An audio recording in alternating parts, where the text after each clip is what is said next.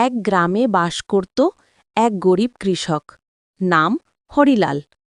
ছোট্ট জমিতে সে সারাদিন পরিশ্রম করত। একদিন ফসল পাহারা দিতে দিতে সে বনের ধারে কিছু অদ্ভুত শব্দ শুনল। বাঁচাও, কেউ কি আছো? ওহ, একটা হরিণ! তুই আহত? চিন্তা করিস না, আমি তোর কিছু হতে দেব না। হরিলাল হরিণটিকে ঘরে নিয়ে এলো, যত্নে চিকিৎসা করল। কয়েকদিনে হরিণটি ধীরে ধীরে সুস্থ হল। তুমি না থাকলে আমি বাঁচতাম না, ধন্যবাদ বন্ধু। একদিন এক শিকারী গ্রামে এসে হরিণের খোঁজ করতে লাগল। এই কৃষক, আমার হরিণ কোথায় লুকিয়ে রেখেছিস? আমি কোনো হরিণ দেখিনি, চলে যাও এখান থেকে। শিকারী ক্রোধান্বিত হয়ে তীর ছুড়ল। তীর হরিলালের বুকে বিঁধল।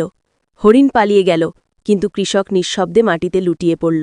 না, তুমি আমার জন্য জীবন দিলাম, আমি কখনো ভুলব না। আকাশ কালো মেঘে ভরে গেল, যেন প্রকৃতিও কাঁদছিল সেই দয়ালু কৃষকের জন্য।